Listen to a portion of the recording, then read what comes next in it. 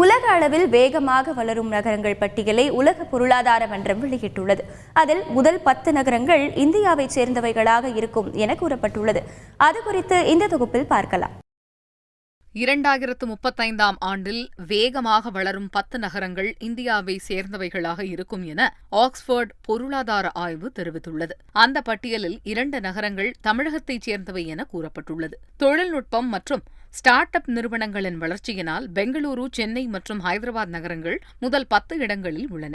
வைர ஏற்றுமதியில் உலக அளவில் 90% பங்களிப்பை கொண்டுள்ள குஜராத்தின் சூரத் நகரம் 9.2% வளர்ச்சியுடன் முதல் இடத்தில் உள்ளது. தோல் பொருட்கள், பளிங்கு ஏற்றுமதி, ஜவுளி தொழில்களின் மையமான ஆக்ரா 8.6% வளர்ச்சியை கொண்டு அடுத்த இடத்தில் உள்ளது. பன்னாட்டு சுற்றுலா பயணிகளையும் ஆக்ரா ஈர்த்து வருகிறது. தொழில்நுட்ப நிறுவனங்களின் வரவால் 8.50% வளர்ச்சியுடன் பெங்களூரு 3வது இடத்தில் உள்ளது. ஹைதராபாத் நகரம் 8.47% வளர்ச்சியுடன் 4வதாகவும், நாக்பூர் 8.41% வளர்ச்சியுடன் 5வது இடத்திலும் உள்ளன.